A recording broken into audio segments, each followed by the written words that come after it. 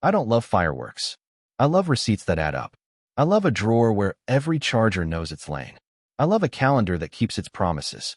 When I met Maya, she said that was the most attractive thing about me, the way I turn chaos into grocery lists. You're boring in all the ways that matter, she joked, and I took it as the compliment it was. I don't do grand gestures. I do small ones on repeat. My love language is labeled envelopes. We built a life that matched that.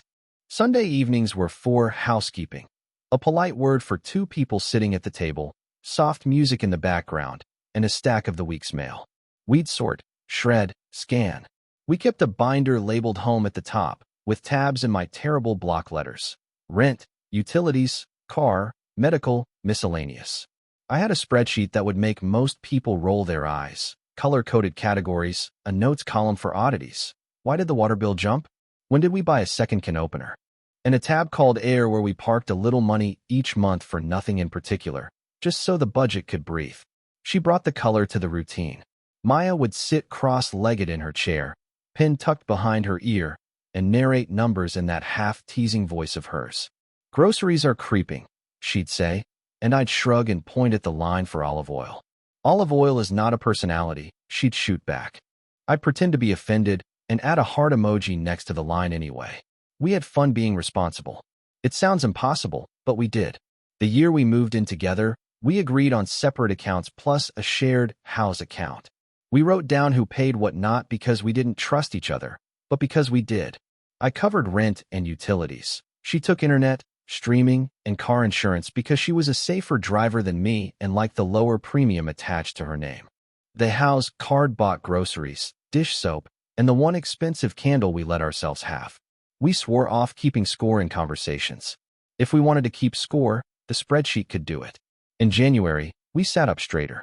January means a fresh sheet in the binder and the first spawning of tax forms. I treat tax season like I treat winter. Plan for it, don't be dramatic about it, and put a good pair of socks on. We weren't married, yet, she'd say with a grin that made, yet, sound reasonable. So we filed separately, but together, if that makes sense. I did our returns at the same table where we paid our internet bill, because romance lives there if you let it. Early in the year, during one of those candlelit Sunday sessions, she floated an idea with the eagerness of someone who'd found a way to make adulthood feel lighter. Let's try a freedom fund, she said. You'll still handle the boring perfection, her words, and I'll move a bit into a separate savings so I don't feel like I'm asking permission to buy a plane ticket or try a pottery class. You'll see the total every month. I just won't narrate every purchase. Simple transparency, adjusted for sanity. I get it. I was on board. Work got louder for her in February. New clients, new timelines, a boss who thought ASAP was a punctuation mark. She began co-working on Wednesdays with two women from her office at a coffee shop halfway across town. She called it Gentle Hustle Nights. She'd text me photos of a table with 3 laptops, 3 mugs, and a plant they brought from home for morale. I'd send a photo of a dinner plate and the pan I'd finally learned to clean without tearing the seasoning off. We were both doing our part. She handled ambition, I handled the sink. We made a game out of date the envelope. When a statement came without a postmark, we'd try to guess which month the bill had procrastinated from. Little dumb rituals like that keep a house honest. In March, an envelope arrived with our names typed, no return address beyond a P.O. box, and that thick paper weight you feel even before you tear. I guessed insurance. She guessed bank solicitation. I was ready to be irritated by a credit card I didn't want. When I slid the paper out, it was neither of those. It was a Form 1098, a mortgage interest statement. The lender's name was an institution we didn't bank with. The property address printed under it belonged to a street I didn't recognize, in a neighborhood across the city we only ever drove through to get to the botanical garden. Under borrower, it said MAYA last name. Under account number, a string of digits we'd never seen. In the top right corner, the date, issued last week. We don't have a mortgage, was the first quiet fact. We rent. Rent is under my tab in the binder. Rent is a number that doesn't change unless the landlord learns new math. We didn't have a mortgage. Mail mix-up, Maya said from across the table when I laid it on the binder like a foreign coin. She squinted. Ugh, spam. Remember when we went to that open house for fun and put our email down? They sell your info. Gross. She reached for it like she might throw it out. It's not an ad, I said carefully, because I'm careful for a living and for love. It's a tax form. It's to you. She frowned deeper. Banks make mistakes. Give me a day. I'll call. She stood, kissed the top of my head, and went to refill her mug. The mug clinked in a way that sounded like a thought hitting the floor and no one picking it up. I logged it under notes, not because I wanted to turn curiosity into evidence, but because without a note, something like that becomes a story and stories like to misbehave. 1098 for M, lender unknown, address unknown, she'll call. She came home the next evening tired and triumphant the way people do when they've done a hard thing they can't show you proof of. Bank error, she said, slinging her bag over the chair. Same name, different person. They're removing me from the record. Don't add it to the taxes, okay? Okay, I said. We went back to our bowls of curry like the world hadn't coughed something up in our tiny kitchen. March left more mail. Pay stubs, W-2s, and the normal parade of urgent. We have a special for your ducks. I built our returns line by line. With 2 incomes and standard deductions, we were never interesting. We owed a little. We paid it early to avoid thinking about it in April. I placed the 1098 in my hold folder to call the lender myself before ignoring something the IRS might not ignore. Responsible doesn't mean suspicious. It means check your work twice. By then, Maya's Wednesdays had a rhythm. Gentle hustle turned into collabs, and collabs turned into late. She'd text at 8:30, deep in it. Don't wait up. I didn't wait. I also didn't fall asleep. The house sounds different when it knows you're listening for a key in the lock. When she came in after 10, I made room for whatever she was carrying. Excitement that made her talk too fast. Exhaustion that made her put her head on my shoulder and sigh like she'd been holding her breath for clients all day. I didn't ask for play-by-plays. I bring comfort to a table. I don't interrogate on it. One Thursday, the house card bounced at the grocery store. First time. They asked me to insert again like maybe the chip had stage fright. I paid with my card and took my bananas and my dignity home. In the binder, I saw a transfer from Maya's Freedom Fund had failed to hit the shared account. Bank glitch, she said later, brushing her teeth. Their app was down. I'll push it tomorrow. It hit the next day with a sorry that smelled like new perfume. Tax week arrived the way a marching band arrives at the end of a parade. On time, loud to people who don't like trumpets, and inevitable. I printed the draft return for her to look through, which is a ritual even if she never finds anything. She flipped pages, nodded in the right places, and made a face at a small amount owed we'd planned for anyway. She signed the line with her initial. I was sealing the envelopes when she touched my wrist. What if we file Monday? She asked, too casual. I might get a 1099 for a little freelance thing. Don't want the IRS to think I'm hiding $400. We can amend, I said, because I'm the man with a boring solution to everything. She shook her head like amending sounded like hubris.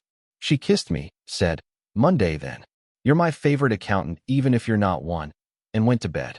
Saturday's mail brought 2 things that shouldn't have come together. The first was a postcard from a real estate office. Maplegate HOA welcomes new homeowners. It had a photo of a courtyard with identical trees and identical happiness. The second was a thin envelope with a window, addressed to M, last name, with the county seal embossed at the corner. Inside, a property tax bill for the first half of the year. Parcel number. Owner. MEYA, last name. Property address. The same unknown street from the 1098. Due date in 2 weeks. I held it like it might bite me if I let it feel my pulse. She was showering. I put the envelope in a new tab of the binder. I labeled it things we will talk about when we are at our best. I made coffee. I stared at my calendar. I breathed in and out like a person who practices being calm for moments that do not deserve him. When she came into the kitchen in her robe, hair wrapped in a towel that made her look like the queen of a small island where laundry happens on time, I slid the bill across the table. No words, because the words are what you ruin if you use them too soon. Her face practiced 4 expressions in 5 seconds, and then settled on the one where she tries to turn truths into options. It's not. It isn't. It's my mom's, she said. She doesn't do paperwork. I helped her get through some mortgage stuff last year, and things come to me sometimes. I was going to tell you, but you know how telling can sound like hiding when the timing is wrong? Your mom lives in Tucson, I said gently. This is a condo in our city on a street we've never been to. She's moving, Maya said. Eventually. She put her palm flat on the table, like she could steady the bill with skin. I know how this looks. It isn't how it is. I nodded, because nodding is a way of telling someone I haven't left the room yet. Let's file Monday, I said. You'll send me the 1099. I'll ignore the 1098. And you'll explain Maplegate when you can do it without sounding like a brochure. She laughed once, a single expensive exhale. Deal. Sunday night. She had gentle hustle. I didn't ask if the coffee shop was open that late. I put the property tax bill in a clear sleeve the way you do for documents you don't want to wrinkle even if they wrinkle you. At 10:13, she texted, running late. Fell into a rabbit hole with Kat. Save me leftovers? I sent a thumbs up because the alternative was a sentence that would worsen the air. Monday morning, a welcome to eBills email arrived. Subject, Redwood Commons HOA, auto pay confirmation. I don't get HOA emails. I don't live in Redwood Commons. The body of the email said, your account ending in 2142 has been successfully added for automatic monthly dues, and gave a date and an amount. It was her Freedom Fund account number. The from address was Noraplead, a domain that didn't care to be questioned. Less than an hour later, she emailed me a PDF, Form W-9 for my freelance. Thanks. Attached was a contractor form, not a 1099, with the payer listed as R.C. Properties, LLC. I am not a detective. I am a man who reads. R.C. Redwood Commons. It looked less like a puzzle and more like a sentence written so large you have to step away to see it. I didn't stomp or shout. I went to the county assessor's website and typed in the parcel number printed on the tax bill because the numbers were right there and I am a citizen where numbers live. It pulled up a deed recorded 6 weeks ago. Owner of record, M.E.Y.A., last name, and Nathan Reeves, joint tenants with rights of survivorship. Mortgage, Redwood Credit Union. Purchase price, a number that made me whistle, not for the cost, but for the precision of how much she'd been saving outside the spreadsheet while I admired our budget's clean lines. I closed the laptop like you close a mouth that isn't yours. I didn't call. I don't do trials in kitchens. I put on shoes. I took the property tax bill and the HOA postcard and the 1098 and slid them into the binder under a tab I had just named with a pen I didn't want to see again after this. I walked to the car and drove to an address my life hadn't learned yet. Maplegate did not look like us. It looked like duplicate happiness, 2 of every plant, 3 of every floor plan, the kind of uniformity you only notice when you're sad. The courtyard had a fountain pretending not to be a fountain. I parked on the street because I didn't know the code. I told the intercom I was dropping off misdirected mail. The door buzzed like I was invited. On the directory under the glass, names. Some alone, some doubled. 3B, Reeves/Maya, last name. Seeing your name next to another man's is a particular experience. It felt like reading the answer key to a test you thought you were passing. I climbed, not in a hurry. There are scenes people play out in hallways with fists and voices, and I am not in that cast. I held the binder with both hands like it might try to leave. At 3B, I knocked. He opened the door, the Nathan from the deed.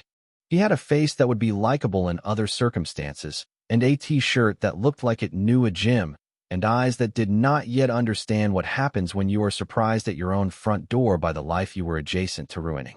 Behind him, boxes still half assembled, a rug rolled and waiting, a chair I recognized from a store we'd visited 3 times without buying anything because we were responsible. The kitchen counter held 2 coffee mugs, both with milk rings. It was the kind of messy you earn when you think you're building something. Maya isn't here, he said, too quickly, like he was answering a question I hadn't asked. She told me the exterminator might come. I held up the binder. Property tax and HOA, I said. They came to the wrong kitchen. I set the clear sleeve on the hall table. He moved to make room for packages. He looked at the papers like I had handed him a baby. Thank you, he said. His honesty surprised me. He didn't try to shut the door or hide the mugs. He didn't call her name like a man who wanted a witness for his good behavior. He just stood there trying to process that consequences have faces. Could you give her a message? I asked, and if my voice shook, only the railing noticed. He nodded. I didn't give him a speech, because sermons are for people who want to feel correct after hurting. I gave him a sentence I could live with later. Tell her the returns are filed. and that I won't be home when she gets there. He swallowed and said, to his credit, "I'm sorry." He said it like someone who doesn't know if he's allowed to feel it yet. I nodded because I don't hand forgiveness out like mints, but I don't throw apologies away like trash. Down the stairs, the building smelled like other people's dinners that aren't yours anymore. Outside, the air did that city thing where it pretends it's rain even when it's just cold. My phone buzzed with a running late, be home by 9. I put the phone face down in my jacket pocket and kept walking. Back at the apartment, the kettle remembered its job. I made tea the way I always do when I don't know what else to make. I pulled the home binder off the table and took a breath and did the only thing I trust. I made a list. Pack a bag. Leave the ring. Drop the key with Sonia in 2A, the way good neighbors do. Move utilities off my card as of the 1st of the month. Tell the landlord I'm vacating, not fighting. Put the extra set of sheets in the hall closet. A house deserves to be left stocked. I packed quietly.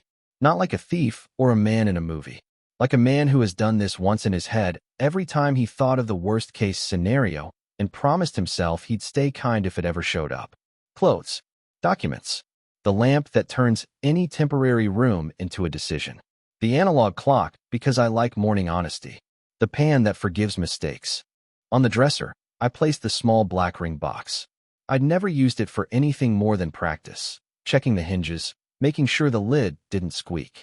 I put my ring inside not because I'm dramatic, but because I'm practical. Metal carries a memory. I didn't want to make my hand do that alone. I wrote a note, not as evidence, but as respect. Ghosts haunt, I don't. We built a system that kept us honest until it didn't. A 1098 arrived for a house I'd never heard of. The county, the HOA, the directory under the glass, they all said the same thing, and when numbers agree, I listen. I won't be cruel about the truth. I also won't live under it. The returns are filed. The binder is yours. The rent is paid through the end of the month. The plant drinks on Fridays. Please don't come to me with a version of events that asks me to forget how to read. Save your breath for someone you don't need to convince. I set the note under the tab I'd created 2 days ago. I slid my key into an envelope with Sonia's name and a quick thank you for watering plants when we forgot. I left the home binder standing on the table like a monument to a kind of love that almost saved us. Eric's spare room smelled like cedar and detergent, which is how I know we aren't the first people to run aground there. He didn't ask for details, which is his love language. He pointed at the lamp and said, "I put it by the bed for you." I slept like someone had finally turned the world off at the wall instead of just dimming it with an app. Morning made coffee. Morning always makes coffee, and I take that personally. I called the landlord to say words that make other men proud and some men ashamed. I'm moving out without a scene. I called the utilities, the internet, the gym that thinks of me as a monthly debit instead of a person. I texted Sonia about the key, and she sent back a heart that didn't feel cheap. Maya emailed later that afternoon. The subject line had my name and no adjectives. The body had paragraphs doing furniture arrangements with words. She said complicated 3 times. She said timing once. She said Nathan 0 times, as if the absence could edit the presence out of my memory. I wrote back 2 sentences. The binder has everything you need. I won't be back to get anything I forgot. Weeks went by measured in boxes and venture capital emails that paid her in compliments and me in nothing. I got a month-to-month place with uneven floors and a balcony exactly the size of a chair and a plant. I hung a hook by the door. I didn't label it. I boiled pasta at 10 at night like a college kid with older hands and ate it out of the pot not because I was sad, but because I didn't want to wash another bowl. People asked neutral questions the way kind people do. "How are you?" They said, as if I might answer with an equation. I said, "I miss the binder," and the right ones laughed because they knew what I meant. Not the paper. The version of me who thought paper could hold a person. Every now and then, I think about that 1098 the way you think about a pebble you stepped on that time you were running and didn't fall, because falling would have been interesting, and this was not. A single page, a cheap window envelope, a number that told the truth. Not all betrayals arrive with lipstick or hotel receipts. Sometimes they show up with an interest rate and a parcel number. I still sort my mail on Sunday nights. I still label the envelopes and keep a tab called air because budgets deserve mercy. I still love receipts that add up. When someone new sits at my table someday, I hope she laughs at the olive oil line and adds her own nonsense to the margins. I won't make her prove her honesty in forms. I'll just read what arrives, and I'll believe what the math says. Not because I'm cynical, because I'm the kind of man who learned that numbers, at their best, aren't cold. They're clear. The day a mortgage form came to a home without a mortgage, the math didn't just break. It did me a favor. It showed me the only part of the equation I'm responsible for, the line with my name on it. I balanced it. Then I got up, took my lamp, and left the room steady.